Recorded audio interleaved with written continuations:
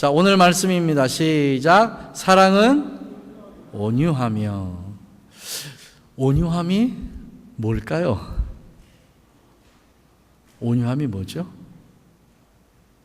그냥 우리가 평상적으로 생각할 때 화를 내야 될 분위기인데 화를 잘 내지 않고, 뭔가가 이렇게 말을 해야 되는데 그냥 뭐 웃고 넘어가고, 그러니까 사람이 타고난 어떤 천성적인 성품적인 것에서 아유 저 사람 참 좋은 사람이야, 아유 저 사람은 정말 화를 안 내, 아유 저 사람 참 좋은 사람이야 라고 하는 것이 세상 사람들이 바라보는 평상적으로 참 온유한 사람이다 라는 그런 표현을 씁니다. 그런데 제가 잊어버릴 만하면 한 번씩 말씀드리는 게 뭐냐면, 성경에 나와 있는 모든 언어들은 세상의 언어 사전의 정의를 보고 풀어내면 그거는 성경하고 맞지 않는다 그랬습니다. 그럼 이 온유라는 말을 성경에서는 무엇이라고 풀어내는가, 이게 우리에게 가장 중요하잖아요. 세상 사람들은 화를 낼 분위기에서 화도 안 내고, 말을 해야 될 것도 참고 그냥 웃고 그냥 넘겨주는 이 사람을 온유한 사람이라고 표현하는데, 성경은 온유한 표현을 뭐라고 표현을 하냐면 이렇게 표현합니다. 예수님의 모습을 본받으려고 죽기 살기로 노력하는 사람, 이게 온유예요. 이게 그러니까 성경 속에서 말씀하시는 1차적인 온유의 정의가 뭐냐면, 우리 안에서 드러나는 친절함 그리고 부드러움, 이것이 온유가 아니고, 내가 예수님이 가지고 계시는 그 온유한 성품, 예수님의 절대적인 그 성품을 어떻게 하면 내가 덧입을 수 있을까, 이것을 위해서 열심히 애쓰고 노력하는 사람을 뭐라고 표현한다고요? 아, 참 온유한 사람이다 라고 성경은 이렇게 1차적인 표현을 합니다. 그러면 사랑은 온유하며 라고 했잖아요. 그럼 이 사랑이 누구의 사랑이에요? 우리의 사랑이 아니라는 거예요. 우리가 온유한 사랑을 하기 위해서 필요한 게 뭐냐면 예수님 그 자체예요. 그러니까 우리 안에 예수님 자체가 계시지 않거나 내 안에서 예수님이 역사하심이 없이 그냥 내가 세상적인 표현으로 선하고 그냥 불쌍한 마음으로 뭔가를 베풀어 준 것은 세상 사람들이 볼 때는 사랑이 있다라고 표현을 하지만 예수님 보시기에는 사랑이 없는 것과 똑같아요. 예수님이 이 땅에 오셨을 때 유대인들이 가장 자기들의 목숨처럼 소중히 여기는 세 가지가 있었다고 그랬습니다. 여러분 기억하실려나 모르겠어요. 첫째, 유대인들이 자기들의 목숨보다 귀하게 여겼던 것. 첫 번째가 뭐죠? 첫 번째부터. 첫 번째, 성전이에요. 성전. 예루살렘 성전이잖아요. 그러니까 그 사람들은 성전이 무너지면 그냥 예배 장소가 무너졌다 이 표현이 아니고 누가 무너졌다? 하나님이 무너졌다라는 표현이에요. 왜냐하면 그곳에 하나님의 임재하심이 있으니까. 그 하나님의 임재하신 성전이 무너졌다는 것은 하나님이 지셨다라는 표현이에요. 그러니 이스라엘이 가지는 상실감이라는 건 말할 수가 없어요. 우리가 이 교회에 와서 예배드리는 그 우리의 마음하고 그 옛날 유대인들이 성전에 가서 예배했던 그 예배의 마음은요, 많이 다릅니다. 완벽하게 달라요. 그 사람들의 그 예배는, 그 사람들에게 있어서 예루살렘 성전은 삶의 중심이에요.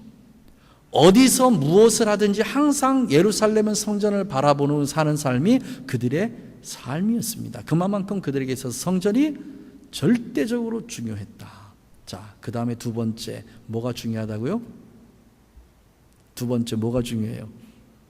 율법이에요, 율법. 율법. 그렇죠? 율법이 대단히 중요해요. 그 율법이 예수님께서 오셔서 사두개인들, 바리새인들, 서기관들하고 부딪힌 이유가 뭐냐면 마태복음 5장부터 예수님께서 쭉 풀어내는 말씀이 이 말씀입니다. 율법은 이렇게 얘기했으나 나는 너희에게 이렇게 얘기한다. 그리고 율법이 가지고 있던 법사상을 뭘로 바꿔버리죠? 사랑으로 대치시켜버려요.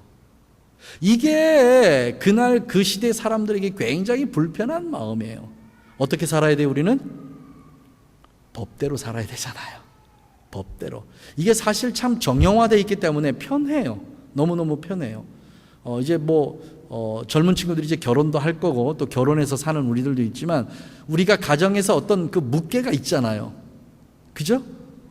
내가 이걸 하면 남편은 뭔가를 하고 또 내가 이걸 할 때는 내 남편은 뭐를 하고 이런 어떤 묵계가 있어요. 그런데 그 어떤 묵계가 깨질 때 뭐가 일어나요?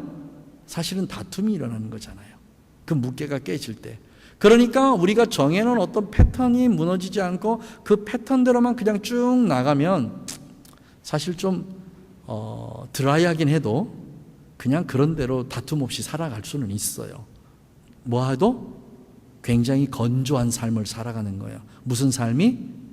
패턴대로 살아가는 삶. 하지만 이거를 성경적 언어로 바꾸면 무슨 삶? 율법대로 살아가는 삶. 굉장히 건조하고 메마른 삶이에요.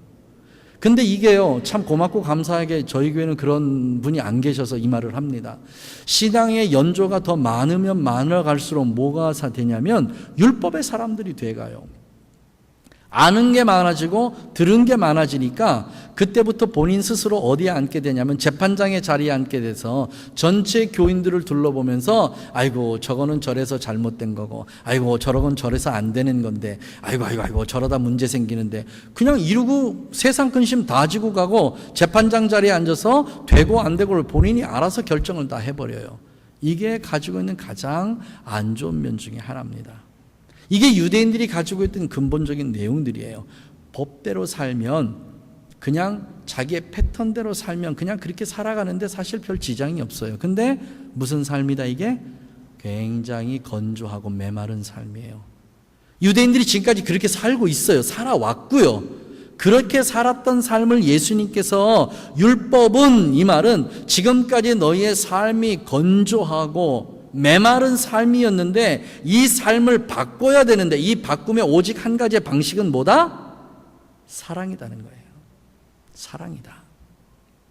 그러니 그 사람들의 삶의 전체 양식을 바꿔야 되는데 이게 얼마나 힘들고 어려웠겠냐 그 말이에요. 어떤 사람이 잘못 살아갔을 때 그거는 이렇게 아닙니다. 율법에 이렇게 돼 있으니까 이렇게 해야 됩니다 라고 얘기하면 모든 상황이 종료가 되는데 그 사람이 아무리 실수가 있고 허물이 있다 할지라도 어떻게든 가서 안아야 되는 거예요. 뭘로? 사랑으로 안아내야 되는 거예요. 그 사람의 실수 허물을 드러내는 것이 아니라 그 사람의 실수 허물을 덮어주는 거예요. 그러니까 율법하고는 완전히 반대되는 것을 예수님께서 자꾸 말씀을 하신단 말이에요. 그러니 지금까지 서기관들, 바리새인들이 율법주의자들에 향해서 그렇게 항상 삶을 살아왔던 약자의 삶을 살아왔던 일반 유대인들은 그 말씀이 권위 있는 새 말씀이더라 이렇게 얘기를 하는데 실상 그 말씀의 집행자들이었던 서기관, 바리새인들, 사두개인들은 뭐라고 받아요? 반발을 하기 시작을 하는 거예요. 이해되시죠? 여기까지? 자, 유대인들이 가지고 있던 첫 번째 자기들의 목숨보다 귀하게 여긴 첫 번째 성전, 두 번째 율법, 자, 세 번째 생활의 가장 중요한 규범, 세 번째가 뭐죠? 구제예요. 이게 구제예요.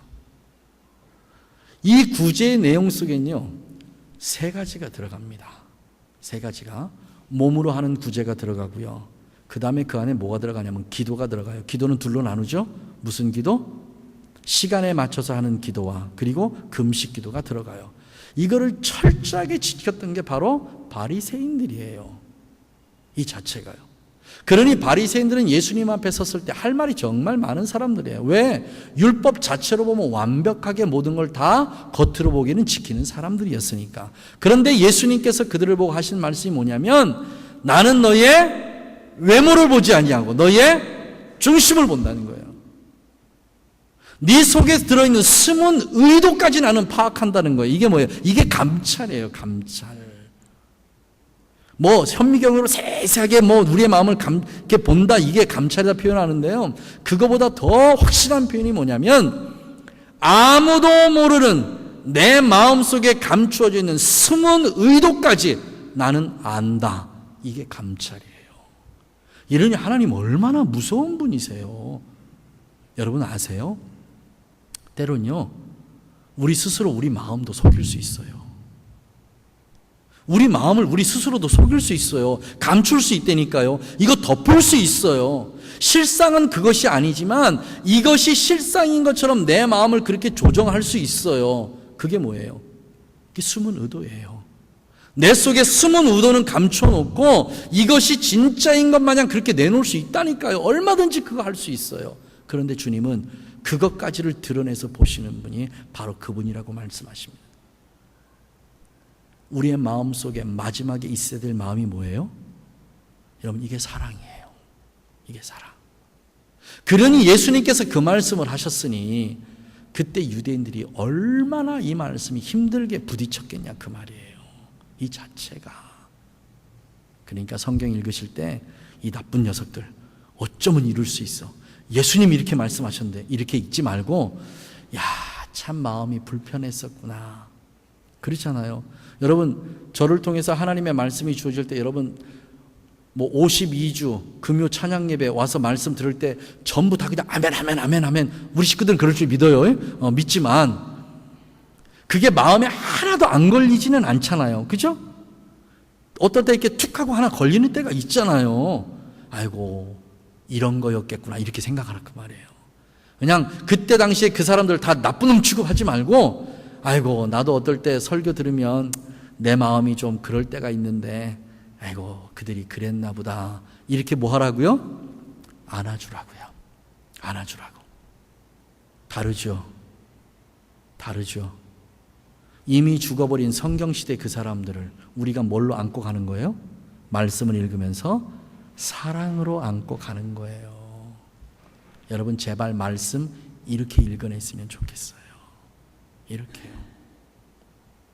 그 안에 예수님 앞에 나왔던 그 사람들을 정죄하는 마음으로 성경 읽지 말고 정말 예수님이 그들을 사랑으로 안고 가셨듯이 우리도 성경을 읽으면서 예수님을 반대하는 그 사람들을 어떻게 안아야 돼요? 예수님의 사랑으로 안고, 그리고 우리가 그 말씀을 읽어나가야 그 말씀이 나에게 무슨 말씀이 돼요? 생명의 말씀이 되고 진리의 말씀이 되고 부활의 말씀이 돼요. 이게 우리가 읽어야 될 말씀의 내용이 다른 내용이 된다 그 말이에요. 말씀 자체도 사랑으로 그렇게 읽어나가지 아니하면 우리가 행하는 그 모든 것 어느 것 한 가지도 주님께서 사실 카운터 해주시기가 너무 힘드시다 그 말이에요. 이해가 되시죠? 이게 성경이 말씀하시는 첫 번째 온유의 내용이에요. 누구를 덧입는 것? 예수 그리스도를 덧입는 것. 어떻게 덧입는 것? 죽기 살기로 이쓰고 힘쓰고 노력해서 예수님 닮아가기를 노력하는 것. 이것이 성경에서 얘기하는 첫 번째 말씀이에요. 그 다음에 두 번째 정의가 어떤 정의가 내려져? 이게 두 번째 정의입니다.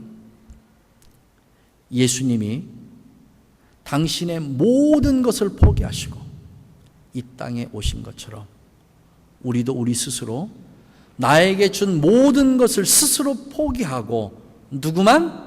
오직 예수님만 바라보는 것. 이것을 뭐라고 해요? 이게 온유예요. 이게 온유라고요. 지금까지 여러분이 생각했던 온유와 성경적 온유의 차이를 제대로 발견해야 됩니다. 내가 온유라고 생각했던 건 그냥 내 마음에서 불편하지만 그래, 예수 믿는 내가 조금 참지 뭐, 이렇게 참는다고 그게 온유가 아니란 말이죠. 그게 아니에요. 첫 번째가 뭐라고요? 내가 예수 그리스도를 덧입기 위해서 죽기 살기로 노력하는 거예요. 왜? 예수님이 그렇게 온유한 마음으로 인류를 사랑으로 감쌌으니까, 그 안에 생명을 주시기 위해서 그렇게 감싸셨으니까. 그렇잖아요. 그게 온유고요. 두 번째 온유가 뭐라고요? 골로새서 2장 5절 찾습니다. 골로새서 2장 5절 말씀. 빌립보서 2장 5절 말씀입니다. 빌립보서 2장 5절 말씀 찾습니다. 자, 찾으셨죠? 함께 있습니다. 빌립보서 319페이지입니다. 신약성경 2장 5절 시작. 너희 안에 이 마음을 품으라. 곧 그리스도 예수의 마음이니 그는 근본 하나님의 본체시나 하나님의 동등됨을 취할 것으로 여기지 아니하시고 오히려 자기를 비어 종의 형체를 가져 사람과 같이 되었고 사람의 모양으로 나타나셨음에 이 부분이에요. 자기를 낮추시고 죽기까지 복종하셨다. 이게 뭐예요? 이게 온유예요. 이게요. 하나님 본인 자신이세요. 하나님 본인 자신이 어디까지 낮아진 거죠? 피조물에까지 자리까지 낮아진 거예요. 그리고 이 부분을 뭐라고 표현하냐면 종의 형체로 얘기를 합니다. 종의 형체로. 하나님께서 이렇게 종의 형체로 피조물의 형체로까지 낮아지셨는데 우리는요? 우리는 어디까지 낮아지죠? 아니 지금 우리는 현재 지금 어디까지 낮아져 있죠? 우리 자신의 현재 위치를 한번 파악했으면 좋겠어요. 멀리서 찾지 말았으면 좋겠습니다. 우리 부부관계에서 좀 찾아봤으면 좋겠어요. 나의 위치는 내 남편에게 내 부인에게 있어서 내 위치는 어느 위치에 지금 있는가? 정말 하나님께서 자기의 모습을 다 버리시고 자기가 할 수 있는 모든 권한을 다 내려놓으시고 그리고 종의 형체를 입고 이 땅에 오셔서 어떻게 하셨어요? 제자들의 발을 씻으신 분이 예수님이십니다. 종이 주인에게 하는 행동을 그냥 그대로 하신 분이 누구세요? 예수님이세요. 예수님은 종의 형체를 입은 것만 아니고 종이 살아가는 삶을 실제로 우리에게 보여주신 분이 예수님이세요. 왜? 너희들이 이렇게 살아야 되니까. 너희들이 이렇게 살지 않으면 내가 너희들에게 보여줬던 이 사랑을 실천한 삶을 살 수 없으니까. 그러니까 만왕의 왕 되신 그 예수님께서 그 하늘의 모든 보좌의 영광을 다 버려두시고 이 땅에 오셔서 인간의 발을 씻기신 거예요. 인간의 발을요. 금요일날 우리 세라 간사님하고 이 앞에서 잠깐 이런저런 얘기했는데 우리 세라 간사님 그러시더라고요. 메릭빌에 지금 가 계시잖아요. 와서 그 환자들이 이렇게 발에 뭐가 종기나 이런 게 나면 잘 씻지도 않고 뭐 이런대요. 그러면 그 사람들 앉혀놓고 발을 씻어준대요. 근데 얼마나 안 닦았는지 악취가 말할 수 없대요. 그래도 한대요. 그래도. 죄송합니다. 여러분 우리 세라 간사님 아시죠? 되게 깔끔 떨잖아요. 그잖아요. 우리 다 아는 거 뭐 되게 깔끔 떨고 되게 이렇게 곧잖아요. 곧아요. 말 안 들면 말 안 들면 뭐 이럴 정도로 이제 성격도 곧고 깔끔 떨고 이런데 그 성격으로 정말 냄새나는 남편의 발 한 번 안 닦아보신 분일 것 같아요. 남편의 발을 붙잡고 기도는 하고 남편의 발은 닦아줬을지 모르지만 정말 그렇게 악취나는 남편의 발을 닦아본 적은 없었을 것 같아요. 자녀들 발도 마찬가지일 것 같고요. 근데 누구의 발? 나하고 아무 상관없는 사람의 발이에요.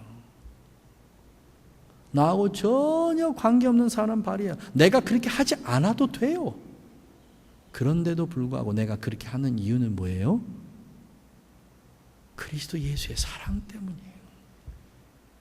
사랑 말고는 아무 다른 어떤 말로도 이거를 표현할 다른 방법이 없어요. 방법이요. 그렇잖아요. 저 마음이 그렇게 변화되지 않으면 그리스도의 사랑으로 채워지지 않으면 어떻게 그 일을 행하겠어요? 할 수 있을 방법이 없잖아요. 여러분 이게 예수님의 모습이라고요. 이게요. 내 성품이나 내 성격이나 내가 가진 인간의 어떤 것으로도 할 수 없는 그 일을 누가? 예수 그리스도가 나를 덧입어 주셔서 내가 할 수 없는 그거를 예수님의 사랑으로 할 수 있도록 도와주시는 것. 이게 뭐예요? 이게 온유한 마음이에요. 이게요. 다른 마음이 아무것도 없어요. 마태복음 찾습니다. 11장. 마태복음 11장.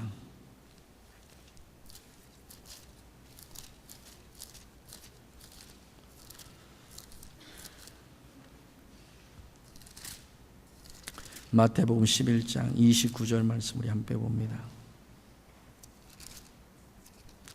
자, 찾으셨습니까? 우리 한 목소리로 같이 읽겠습니다. 11장 29절 시작.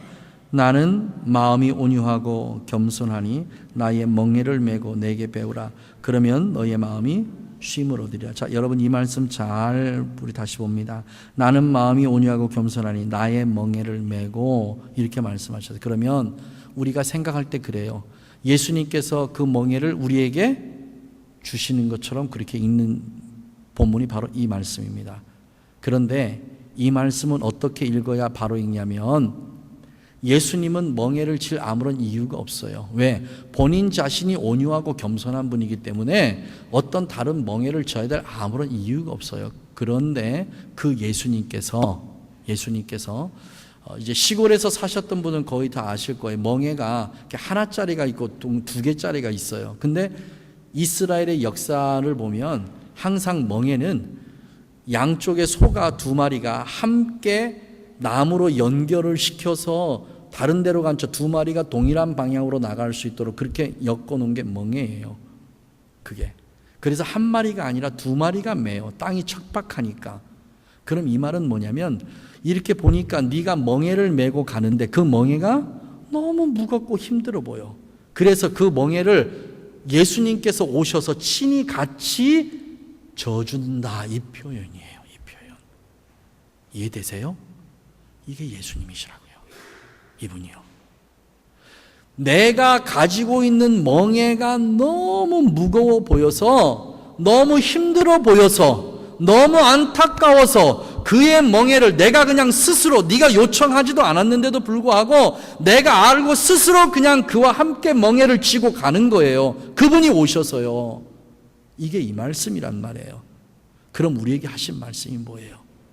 만약 너희 눈에 그 어떤 사람인가 너무 지치고 너무 힘들어 보이는 그게 있으면 네가 가서 아무 얘기하지 않아 그냥 가서 고개 디밀고 그 멍에를 함께 지고 가라, 이 말씀이에요. 지금요. 우리의 선택권이 있나요? 없어요. 누군가가 지고 가는 그게 내 눈에 보이면 이게 주님의 명령이에요. 가서 지어줘. 왜? 내가 너의 멍에를 함께 지어줬잖아. 그러니까 가, 제발. 가. 이게 부부의 삶이에요. 이게 부부의 삶이라고요. 예수님은 우리의 신랑이시고요. 우리 그의 신부예요. 신부된, 예수님의 신부된 우리가 그렇게 힘겨워서 쩔쩔매고 이러고 다니는데 신랑 대신 예수님이 그냥 어이구 잘해봐, 좀 더 힘도네, 아이고 그것밖에 안 되냐 이러시겠냐 그 말이에요. 그분 스스로 내가 내 사랑하는 신부를 위해서 스스로 그 짐을 지지 않겠냐, 지금 이 말씀 우리에게 해주고 계신 거예요. 아멘 하시죠? 사랑하는 우리 가족 여러분, 그렇게 사십시다. 제발 그렇게 사십시다. 예수님께서 우리에게 좋은 신랑이 되어주셨잖아요. 그죠? 그러니까 아이고 우리 신랑도 예수님처럼 하면 나도 그 신랑 그렇게 잘 해주죠. 이렇게 하지 말고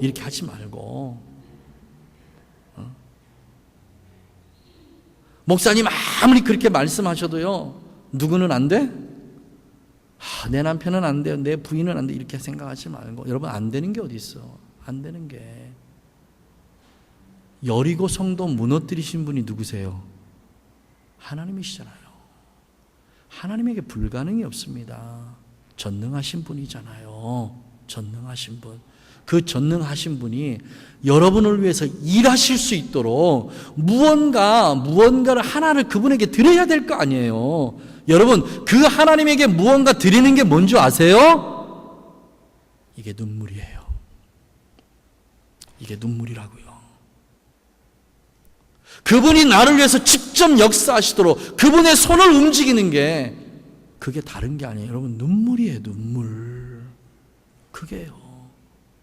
내가 내 남편을 위해서, 내 아내를 위해서 정말 그를 사랑하고자 하는 예수님의 마음으로 그를 품어 안고 내가 그렇게 가고자 하느니요, 그 마음으로 내 남편을 품고 싶습니다, 내 남편을 그렇게 하고 싶습니다, 내 아내를 그렇게 하고 싶습니다 하는 그 마음으로 그를 위해서 애쓰고 힘쓰고 죽게 살기로 노력했는데도 안 돼. 그때 주님 앞에 무릎 꿇고 묻드려서 주님 어떻게 합니까? 더 이상은 내가 못하겠습니다, 도와주세요 하고 내가 하나님 앞에 눈물 흘릴 때 그 눈물 주님께서 금쟁반에 딱 담으시고 그때부터 그걸 통해서 역사하기 시작한다니까요. 믿으세요. 제발 믿으시라고요.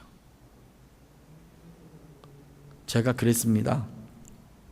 희은이하고 성덕이하고 결혼을 했으니까 제가 그랬어요. 희은이한테, 희은아, 남편 가르치려고 하지 마. 가르쳐서 사람 되면 세상에 사람 안 될 사람 없고, 가르쳐서 잘 이렇게 해가지고 뭔가 잘 될 것 같으면 세상에 싸울 부부 한 부부도 없어. 근데 희은아, 언제 부부가 제일 크게 싸우는 줄 아냐? 서로가 가르치려고 들 때, 그때 제일 많이 싸워. 그러니까 네가 스스로 선생 되는 길 포기하고 네가 종의 모습으로 살아. 그러면 가정이 평안하고 아름다워져. 대신에 한 가지만 부탁하자. 참는데 그냥 참지 말고 예수님의 마음으로 참아. 예수님의 사랑으로 끌어안고 참아. 예수님이 변화시켜 주셔야 변화가 됩니다. 예수님께서 이 상황을 극복시켜 주셔야 제가 극복합니다. 예수님께서 어떻게 해주셔야 이 상황이 종료가 됩니다. 그렇게 매 순간마다 성령의 도우심을 구해. 그러면 니네 가정은 오늘부터 정말 세상 사람들이 가장 부러워하는 행복한 가정이 되고, 너희의 둘은 지금부터 백지에다가 하늘나라의 아름다움을 그리는 그림을 그리기 시작할 것이고, 너희들은 지금부터 하늘나라의 언어로 너희들의 행복한 삶을 기록되기 시작할 거야. 제발 그 안에다가 세상의 언어를 쓰지 마 그랬어요. 세상의 그림은 그리지 마. 어쨌든 이제 듣고 울면서 아멘을 했어요. 사랑하시는 우리 가족 여러분, 안 됩니다. 일찍 포기하세요. 일찍. 죄송합니다, 장로님, 권사님, 한 40년 사셨죠? 네, 가르쳐서 되든가요? 안 돼요. 안 돼. 가르쳐서 사람 될 것 같으면, 아이고, 권사님 저렇게 살 안 빠졌지. 알아. 가르쳐서 뭔가 될 것 같으면 뭐 누구든지 다 할 수 있어요. 뭐 박사학위 따서라도 가르치지. 박사학위 따라서 안 된다고요. 제 아내가 어디에서 이렇게 뭘 하나 봤는데 참 이랬대요. 미국에서 박사학위 받으신 어떤 그 크리스찬 부인이세요. 그런데 자기가 박사학위를 받고 그리고 보니까 자기 남편한테 너무 미안해더래요. 내가 지금까지 남편을 너무 몰랐구나. 이런 나하고 함께 살아준 남편이 너무 고맙더래요. 그래서 어느 날 집에 가서 남편 그 의자에다 앉혀놓고 자기가 무릎을 꿇고, 여보, 내가 정말 당신한테 잘못했어. 이랬더니 남편이 놀래가지고, 야, 너 약 먹었냐? 왜 평소에 안 하던 짓 때 너 약 먹었냐? 뭐 이러고 이래. 아니, 그게 아니고 내 말 끝까지 들어봐. 이러면서 자기가 얘기를 시작을 했대요. 그런데 그 남편이 언제 무너졌냐면요, 여보, 내가 잘못했고 이렇게 저렇게 살았고 이때 무너지지 않아요. 그 부인이 그 남편의 발치 앞에서요, 눈물 흘리면서 용서를 구할 때 그 남편의 벽보다도 더 단단했던, 철보다도 단단했던 그 마음이요, 한순간에 녹아내리더래요. 한순간에요. 눈물은 하나님이 일하시게 하는 가장 아름다운 보석입니다. 노력도 해보지 말고 울지 말고, 미리 가서 눈물 들여놓고 울지 말고, 진짜 가슴 아픈 눈물이에요. 여러분, 십자가의 눈물이 왜 그렇게 소중한 줄 아세요? 예수님의 십자가의 그 눈물이 왜 그렇게 소중한지 아세요? 저는 매 순간 그 로마 원형 경기장에서 나오는 그 영화 제목이 뭔지 갑자기 잊어버렸네. 그 영화의 맨 마지막 장면이 그 장면이잖아요. 예수님께서 십자가에서 눈물 한 방울 뚝 떨어뜨리고 이게 땅에 딱 떨어지는 순간 마리아의 그 가족의 문둥병이 샥 나기 시작하잖아요.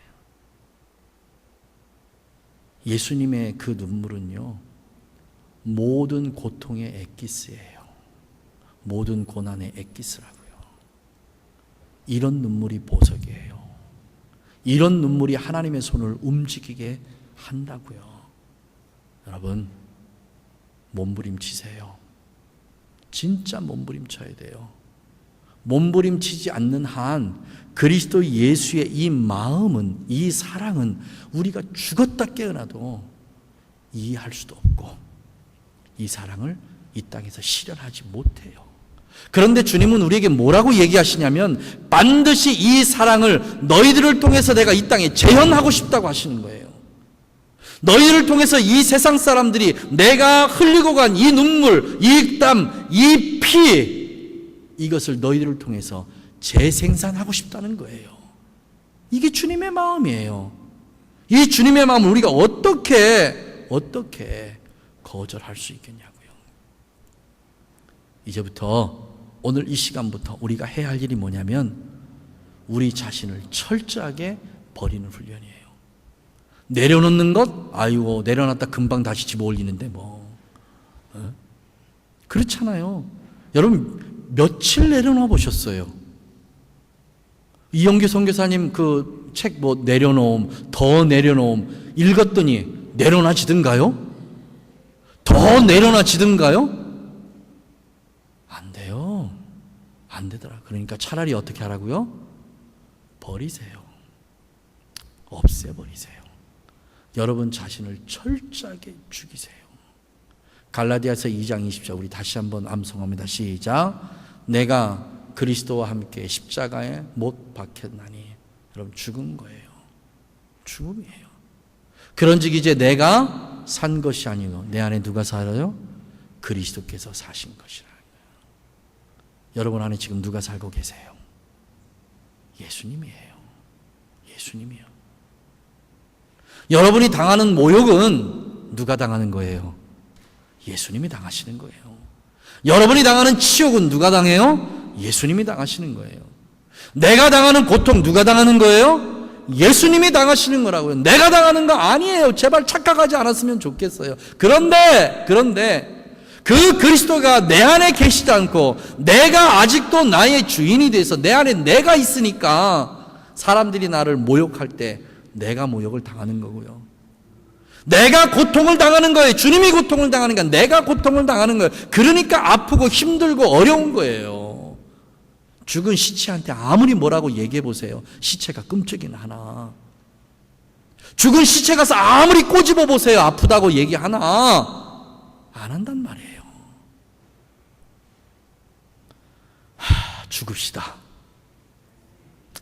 죽읍시다. 철저하게 죽읍시다. 그리스도 예수께서 물과 피를 다 쏟기까지 십자가에서 죽으셨던 것처럼 여러분 자존심도 내 명예도 내가 가지고 있던 그 모든 것 그냥 다 던져놓고 버리세요. 내 거 아무것도 없어요.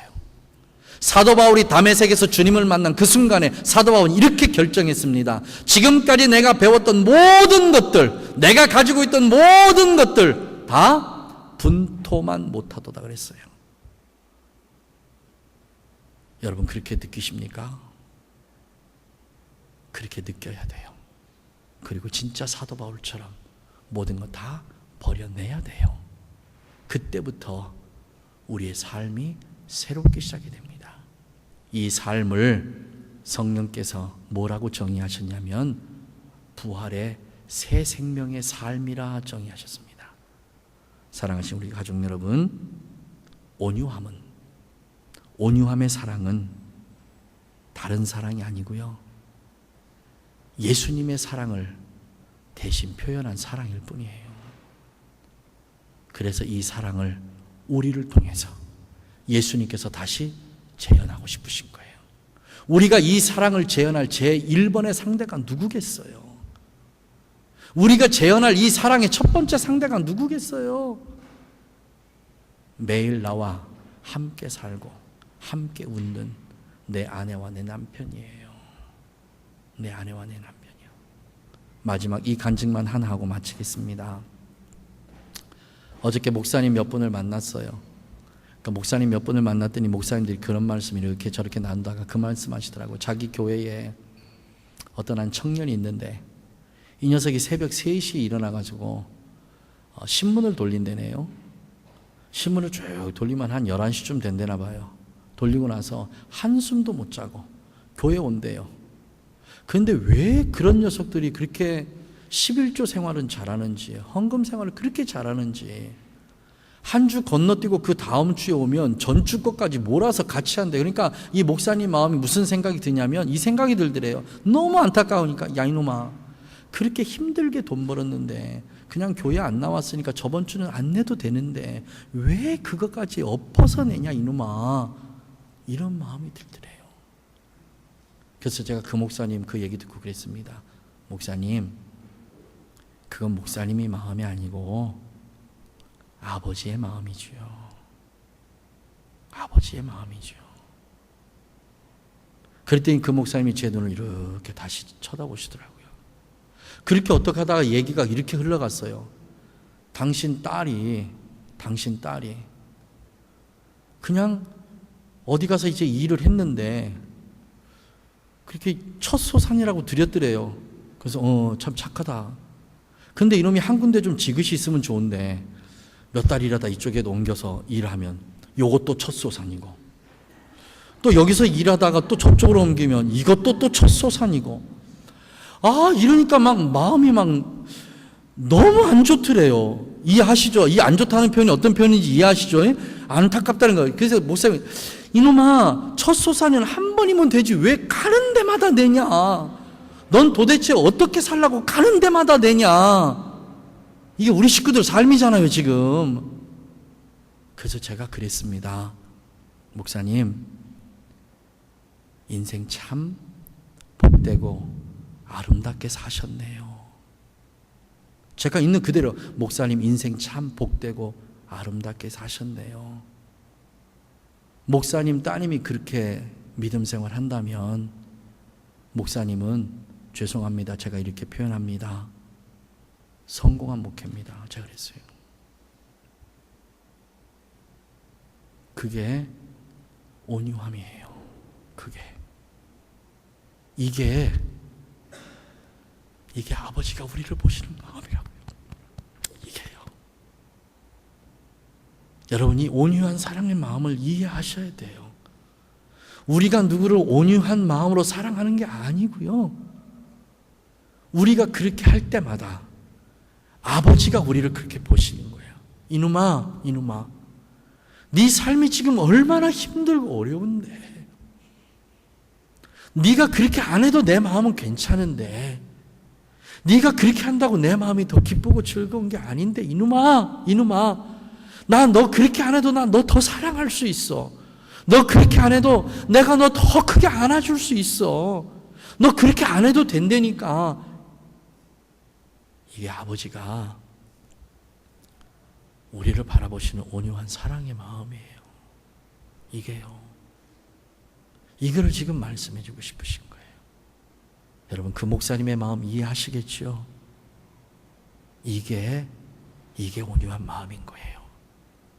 누군가를 바라보면서, 그의 삶을 바라보면서 안타까워하고, 그의 삶을 바라보면서 내가 어떻게 해줄 수 있는 것이 없을까? 그거를 자꾸 내 안에 사랑의 고통으로, 사랑의 아픔으로, 사랑으로 자꾸 품어내서 가는 것. 이게 사랑은 온유하며. 우리 그렇게 사랑합시다. 우리 그렇게 사랑합시다. 왜냐하면 우리가 아버지로부터 그런 사랑을 받고 있으니까.